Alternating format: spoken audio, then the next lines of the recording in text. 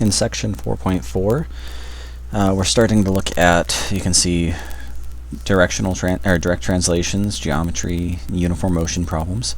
So just generic word problems. My general tips, actually the book's tips also, for working through the word problems is to follow these 6 steps. First, identify the unknown numbers. Seeing as how we have both x's and y's to deal with now, we have a little bit more flexibility. Before, when we were doing this, we had to stick with only one variable. So now with step 2, when we name the numbers, we can use both an x and a y. So like I said, we have a little bit more flexibility there. As far as translating, well, since we have 2 variables, that means we're going to need 2 equations. We're going to need an actual system of equations now. Once we have our system of equations, 2 separate equations for the 2 variables, we can solve that, check our work to make sure we didn't make any mistakes, and then actually answer the question. You know, if it's asking, find this thing, and I tell you x is this and y is that, well, that doesn't necessarily mean anything to the original question. So for our first example here, you can see we're talking about the sum of 2 numbers is 45. Twice the first number minus the second number is 27. So there are 2 separate statements here. Well, first off, we're talking about 2 different numbers, x and y. X and y is what I'm going to call them. The first statement, you can see it says the sum of the 2 numbers is 45. So the sum of the 2 numbers is 45. Looks like this. X plus y equals 45.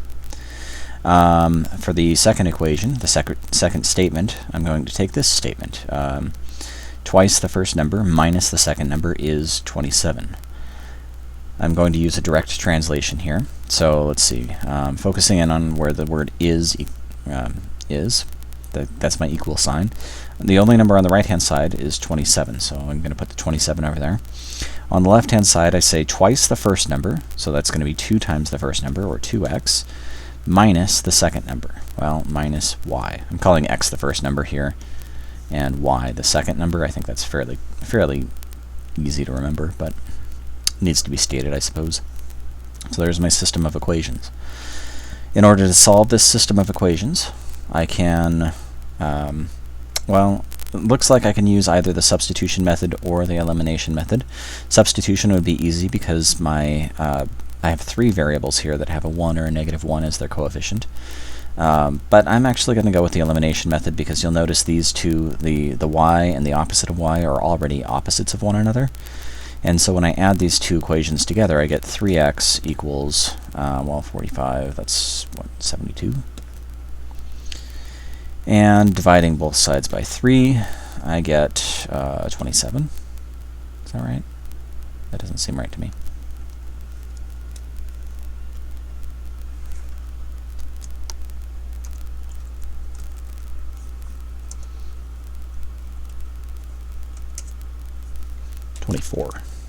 Right, that makes more sense. So I found the value of x to be 24. To find the value of y, I can use either the original equations. The first one looks like the easier equation, so I'm going to say to find, sloppy writing.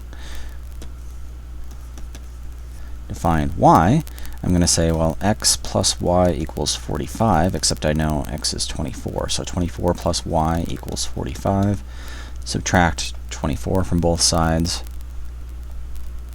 giving us 45 minus, if it would work, 45 minus 24 to give us 21. So let's see, let's double check my work. 24 plus, so x plus y equals, well, actually here, let's go like this. Check 1. 24 plus 21 equals, with a question mark, 45. That one's true. And check the second equation. Well, twice the first number. That's the first number is 24, so twice the first number is 48.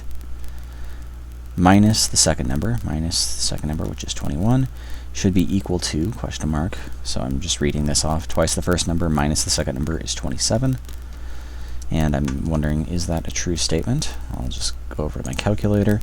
48 minus 21, hit enter, and I get 27. So that one's true as well.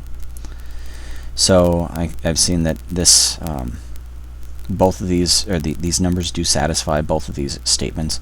So I'm going to say 21 or 24 and 21. And that's my answer.